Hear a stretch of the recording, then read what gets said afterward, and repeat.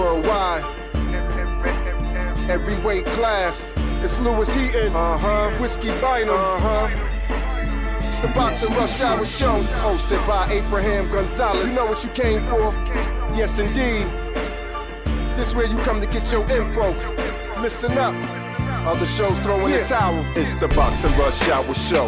Let's go. In the ring we throw hands, octagon elbows. Analytical, critical commentary is necessary. A bevy of opinions, we heavy on the winning. This podcast is to break down the pay-per-view. For boxing purists, you'll let this man through. We rise right, surprise sight at the prize fight. Hands taped up and gloves tied tight. Ring the bell, want some, get some. Let the chips pour where they may. Work the George Crumb. Right. Ladies and gentlemen, thank you for tuning in. Boxing Rush Hour Show, fights around the world, fightsatw.com. I am here with this kid. There's been a lot of talk behind this guy, man. He's 8-0, 7 KOs, 20 years old. His name is Cayden Griffiths, and he is currently a fighter under the Golden Boy Promotions banner. Cayden, how you doing? Very good. How about yourself, man? Good. Thank you, man. Listen, I'm going to start off. Look, people starting to wonder about this guy from Harrisburg, Pennsylvania, who now has been adopted by the Coachella Valley family, and just kind of wondering who he is. So I put it to you: who is Cayden Griffiths? Honestly, man, I'm just a regular dude that knows how to punch, man. I'm going to be honest. Like, everybody always asks me, like, all the time, like, you know, like, how do people like react, like, when they meet you for the first time? Like, dude, like, I feel like I'm a pretty normal person. Like, a lot of fighters kind of try to portray themselves as, like, you know, different than everybody else. No, man, my skill set is just throwing hands. Some people is, you know, being a plumber, you know, being a doctor. Mine, I'm better at throwing hands than doing anything else. So.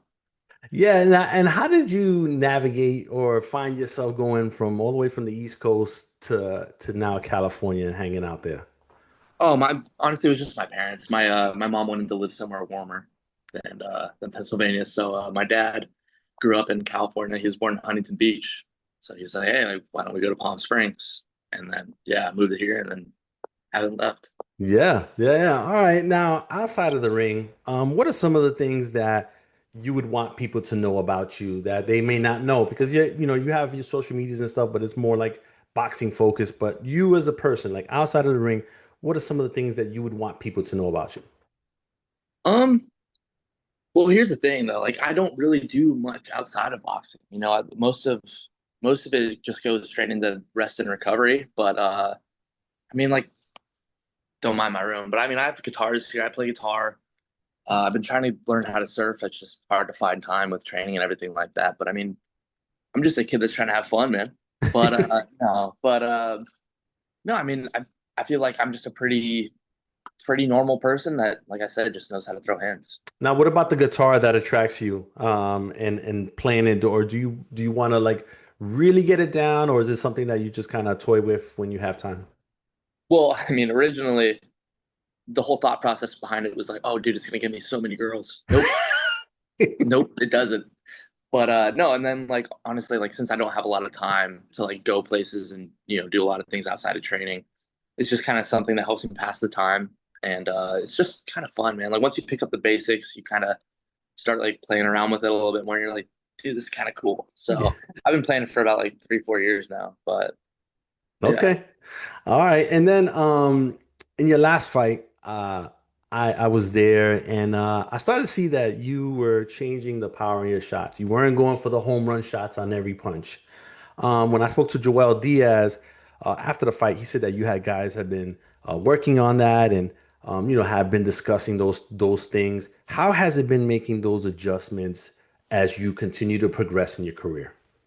Oh, it makes a world of difference. And, like, you know, my first 7 fights, I was just going, or first 6 fights, I was going in there just blasting everybody out just because I was just physically stronger than everybody. You know what I mean? And when I got in there with the guy in January, I mean, yeah, things weren't exactly going my way as far as health and everything like that. I was sick, and that's a whole different story. But I still could have gotten him out of there if I would have picked my shots better and set up the shots. You know, with the opposition that I've had before, I was able to just kind of throw whatever I wanted. Eventually, something would land, and I would be able to get him out of there. That guy was a little bit tougher, a little bit more durable, was able to take the power shots because he saw him coming. So I mean, going the distance for the first time, it was terrible for me. I hated it. I beat myself up over it for like the whole training camp. I was just mad at myself. So one of the things I would really work on and emphasized on was, setting up that power. And, I wanted to make sure that I did that. And I mean, look what happened, first round knockout.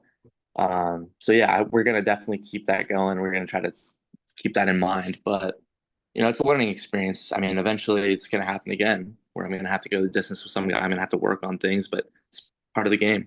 Yeah. Now, talk to me about the relationship you got with as I call them the Diaz brothers, Joel Diaz and his brother there, Don and Nino. Just talk about the relationship between trainer and fighter, and then maybe just as two human beings as well. Oh no, 100%. Antonio is my head coach. Joel is my second coach as well. But it's genuinely like their second like father to me. I feel like when I'm in the ring, like Antonio and I share the same brain. Like he'll say things that nobody else can understand what he's saying, but like me and him are just so synced up. And no, it's great. And I know he cares about me. I care about him, and like that's I know he's never gonna like try to steer me in the wrong direction as far as training. You know what I mean? So having that kind of relationship with him where I can trust him 100% for I'm trusting him in my future. You know what I mean? Yeah. So no, I'm blessed for sure. Yeah, yeah. Now you're fighting on June 20th against that tough individual TBD. Yeah. Um, Now this is gonna be your third fight this year, first eight rounder, if I'm not mistaken. How has training camp been this time around, being that you're preparing for a longer scheduled fight? Oh, it's been great. I sparred 10 rounds in preparation for my first 8 rounder, and I've been doing good. Fast pace. Like the first time I did it kind of just trying to pace myself and make sure I could go the full 10 rounds. And then the second time I was like, dude, I can do this like easy. So after 10 rounds, I was still like breathing normal. Like I barely broke a sweat. So, and that was with throwing close to 100 punches around. So, no, my conditioning is good. We brought in some new sparring partners as well. Um, some durable guys, that are able to give me the rounds, and it's been great. I'm just really excited to show everybody a new and improved version of me. I feel like the more time that I have in the rounds, the better I'm able to actually show my skill. Because even 6 rounders, it's still a short amount of time. You know what I Yeah. mean? So I feel like sometimes I kind of like rush things a little bit, but now it's oh man, I can't wait. Yeah, when they brought that new sparring in, did you have any initial thoughts before that happened? Like, now this is a different situation. Like mentally, how was that thought process? No, I mean every time you get in there with somebody, I mean the focus is get better. You know what I mean? Learn, pick up things. So I mean, I was just going in there with the intention of learning, Yeah. and then once I started being able to kind of dictate the pace, dictate the range, and secure rounds, like that. And they say like, oh, like you don't win rounds in sparring, but for me, I treat everything like it's a fight. I may pull my punches a little bit, so I'm not just trying to hurt the guy, but as far as winning rounds, like we're aiming to dominate for sure. Yeah. And then lastly, what should fans expect when they show up to the Front Wave Arena in Oceanside, or if they watch you on the Zone on June 20th? Well, the cliche answer is fireworks, man. I like to put on a show for the fans. I always tell everybody like, yeah, I'm a boxer first, but realistically, I'm an entertainer. My fighting style, I feel like is pretty entertaining. I go for the kill when it presents itself. So, you know, um, yeah, as long as I can, stay smart and actually do what we've been working on in training camp, I should be able to get this guy out of there and put on a show for the fans and hopefully get back in there. Maybe on a Ryan Garcia card in September. Yeah. Be good, man. Signed to the same promotion company. Should be pretty easy to make now that I'm going up to 8 rounds. So we'll see. That's what's up. All right. Well, listen, Caden, I appreciate your time today, and I wish you the best of luck in June and moving forward. Thank you, brother. I appreciate it. Thank you. All right, ladies and gentlemen, thanks for tuning in. Boxing Rush Hour Show, fights, ATW.com, fights around the world. I have a special guest today. We're going to do a special show today. We're going to talk some boxing, but I have a special guest, Marine veteran, father, husband, and a good friend of mine from a long time ago. I've known this man since I think '99, somewhere around there. Um, Yep. and he's got a lot of great things happening right now. And he has his doctorate. So Dr. Kyle David Baldwin is here on the show today. Kyle, what's up? What's going on, my brother? Hey, listen, man, before we get rolling, I just want to say we've been knowing each other almost 30 years, Yeah. a long time, bro, making us feel old. But man, I love you. I'm proud of the work that you're doing, the dad that you have become. I've seen you reinvent yourself over the years, and so just super proud of you, man. And you rocking the beard. I've never seen you with a beard. So listen, you're doing your thing, man.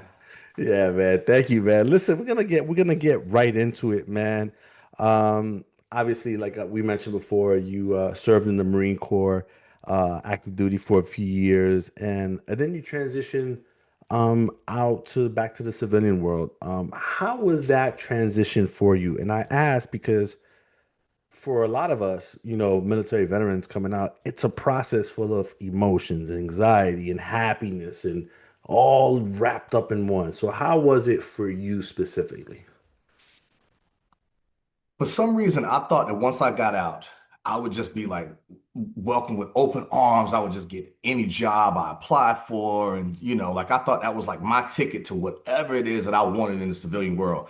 And it was not like that, man. And so I had to get out and like create a brand new identity for myself, go a different path. And so now I'm like, well, what does it look like now that this chapter is behind me? And so I had to create something brand new. And so that's why bounced around, G, went from factory to factory and every little odd job. I did it all, bro. And at the age of 29, I was just sick of working at gas stations and I worked at Goodwill and things like that. And I said, I need a career. Like I need something that I can move forward with and build on and support my family with. And at 29 years old, I went back to school to become an elementary school teacher. Yeah. So, if for context purposes, at what age did you get out, and then so that they know that how long that break was? No doubt. Got out at 22, Okay. and it was 7 years of just me spinning my wheels, not going anywhere, not doing anything, like not building anything meaningful. And just got to a point, man, where I was just looking at myself and I felt personally that I was on the cusp of just becoming a bum and just wasting my potential, my talent. And I'm saying to myself, man, there's more to my life. It got to be more for me than just working these odd jobs and things like that. And so, like I said, 29, but something you may not know, when I graduated from high school and went in the Marine Corps, I had a 1.4 GPA Mm. coming out of high school. Never made a single A in high school. And a lot of people didn't even know GPAs went that low. But going in the Marine Corps was really the only choice I had. I had nothing else going for me, didn't take school seriously. And so the Marine Corps did a lot for me. But then when I got out, I had to really reinvent myself, like we mentioned earlier. Yeah, and then so once things settled down, um, how did becoming an educator become the path that you chose? Like what made you go down that road? To be honest, man, what I think I've always wanted to do that is my first grade black male named Mr. Peter Perry. And so that's the first black male teacher I'd ever seen. And I wanted to be a teacher from that moment. But I just like I didn't see any more teachers that looked like him, that looked like me. And so it was one of those things where I kind of lost that dream and said, well, maybe I should pursue something that I see people like me going into and thriving in. And so even right now, nationally, I think it's 1.2 to 1.4% of all elementary school teachers in the country are African American males. And so it's well under 2%. And so that's something that I said, if I do something, I want to make a difference. I want it to be something where I can really affect change. And so a lot of times we look at the news, we see all this craziness. And one of the number one things I hear is somebody needs to do something. Well, my doing something is that. And so I went into education, taught elementary school for 10 years in Gwinnett County, Georgia. Yeah. And then so you went through that. You got your doctorate in 2022, if I'm not That's right. mistaken. That's right. A year later, you became an assistant professor of education for the University of North Georgia. Right. How did working there transition you into becoming an author? So what really led to me becoming an author and writing my first children's book, which is right here, and it's titled As a Boy Thinks. You got your, hey, listen, man, love it. Love it. As a Boy Thinks. When I was teaching second grade, G, I would get, being a male teacher, I would get the so-called behavior problems. And so when I got those students that were very difficult, were coming to me with a reputation from last year where they had been labeled as a troublemaker. They had been labeled and written off and expected to continue this same behavior. I wrote a story called As a Boy Thinks, and I would just read it off a Word document. But I wanted the story to get them to reflect on their behaviors. And I wanted to point out something to them. A lot of the things that get us in trouble are really our greatest strengths. We just don't know how to use them. Like if you're someone who got in trouble for talking a lot when you were in school, but now you have a amazing boxing show, and so now you're doing right now what used to get you in trouble in second grade. Yeah. Someone just needs to get these kids to look at their behaviors and what they're doing and say, how can we use a gift that you have and not take it from them, not strip it from them, not get them in trouble, not make them feel bad for something that is a part of them? But how do we use it positively and for a purpose? And so I wrote the story and I would read it to my class every year on the first day of school. And a year ago, man, something just said to me, make this a book. And it can be not only a children's book that I want young men and all kids to enjoy reading, but it's a resource for parents and for teachers. Yeah, and that's a great way of breaking it down because Lord only knows you were stubborn as hell in the Marine Corps. And now you're utilizing that stubbornness to get your message across, which is great. All right, so we're here As a Boy Thinks, and this is the book right here. It's available on Amazon and on Barnes and Nobles and on Kyle's website. You can get it directly, kyledavidbaldwin.com, right? .com. That's right. And then so um, when you decided to go through that process of actually converting it from that Word doc to a book, what would you say was one of the more challenging things for you in during that process?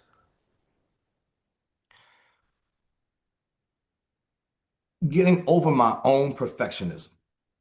I wanted it to be a perfect product, and I'm impatient as well. I'm patient with kids. I'm impatient with myself. I don't give myself the grace that I should and the time to really develop certain things. And so I was impatient. I wanted it done. I had the idea, and then I wanted it done tomorrow, published. I wanted to like get it in the hands of people. I wanted it to be perfect. And there was a lot of rejection that you endure, a lot of mistakes that you make, a lot of wasted time. I'm doing all kinds of research and looking at really the wrong websites and trying to find illustrators and some of them aren't calling me back. The ones that I want, they have multiple projects going on. And so it's a process, man. And a lot of times we don't realize that however long we think it's going to take, it's going to probably take twice that long Yeah. if you really want to do it the right way. And so just kind of getting out of my own way and just believing in the story that I wanted to tell and just knowing that if I want to do this and I want to do it the right way, it's just going to take some time. And so I just had to allow it that time. Yeah, yeah, yeah, no doubt. And listen, we're gonna jump a little bit into boxing because there's a big fight coming to our Yeah. hometown in New York and on June 27th. It's gonna be in Brooklyn, Xander Zayas versus Jerron Boots Ennis. Just kind of curious because I know you're a fan of the sweet science. Like, what do you think about that fight? I know we pivoted from the book to the boxing, but we want to get that in there. Let's do it. So, what do you think of the fight, and who do you see coming out victorious? I'm super excited about this fight, man. It's in the hometown. I will be in your hometown on Saturday. I'm gonna be in the Bronx, and my Knicks man had me on cloud nine right now, bro. My blood pressure is still through the roof, but Just not the Mets. yeah, yeah. Listen, man, the Mets. I love the Mets. They don't love me back, but my Knicks did it for me, man. I'm so excited about this fight, bro. Um, Huge Xander fan. I did not like his performance in the last fight. Yeah, I didn't like what I saw from him in the last fight. I know it came down to a split decision, which he won the fight. I just didn't like how he looked in the fight. And 23 and 0, 13 knockouts. He has power, but I feel like he may run into a buzzsaw with Boots Ennis. yeah, Um, Boots is first of all Philly fighter, so nothing else to be said about that.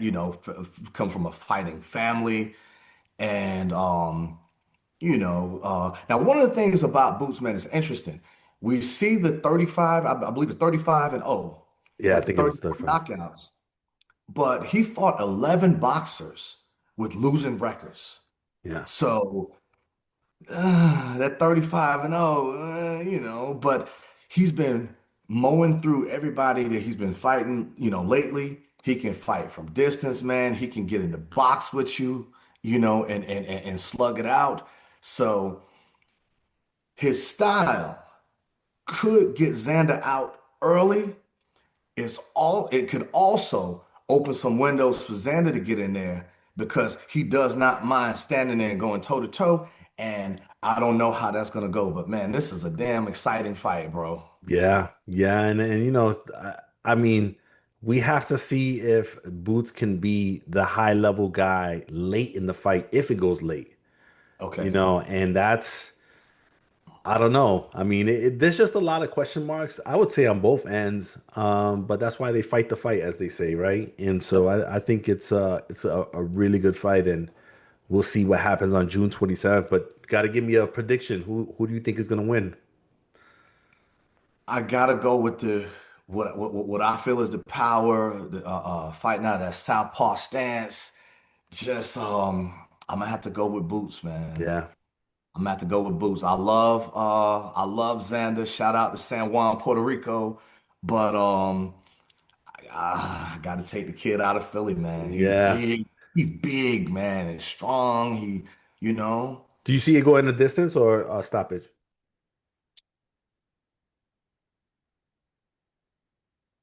damn, man. This is.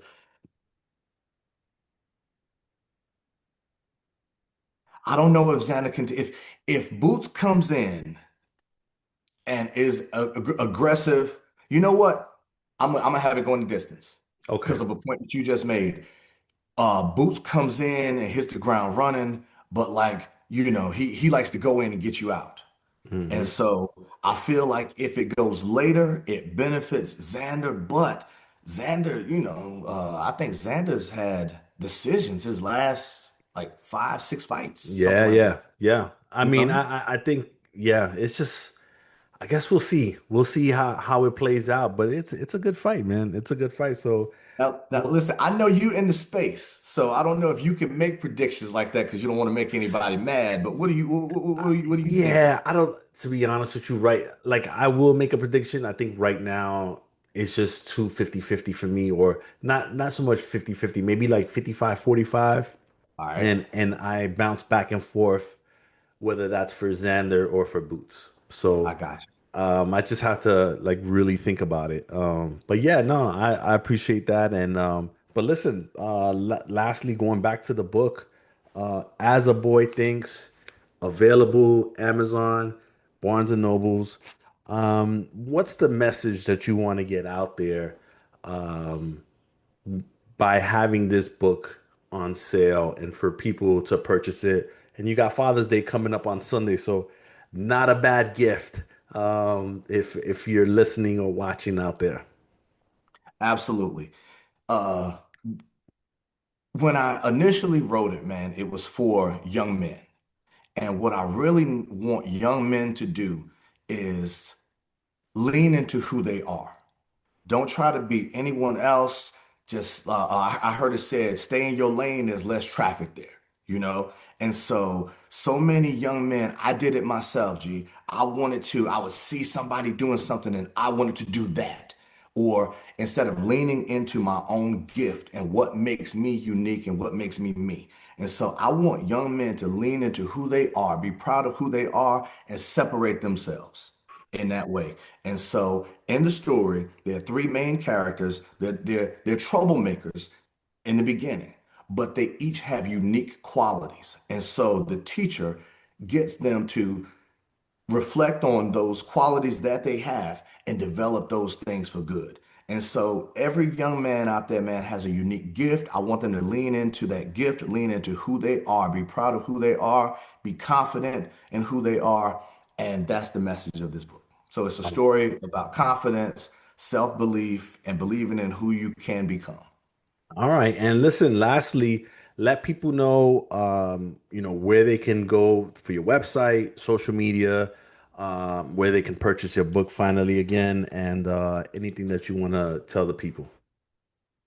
As a Boy Thinks, like you said, available on Amazon, Barnes and Noble, on my website, kyledavidbaldwin.com. If you order it from the website directly, I will send an autographed copy right to your address.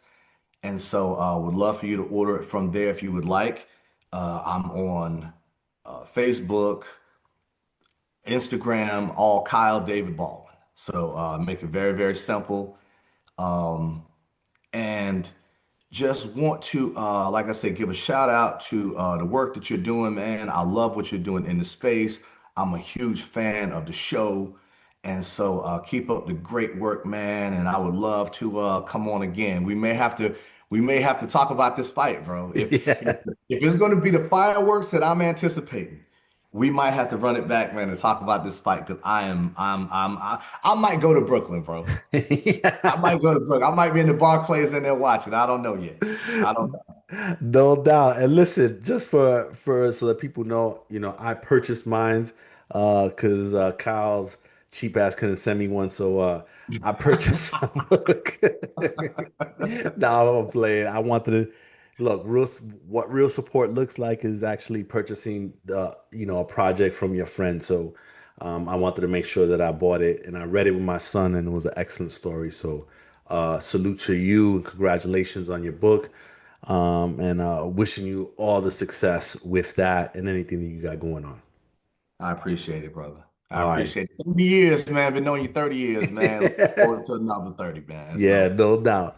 Thank you so much. Gonzalez. It's the boxing rush hour show.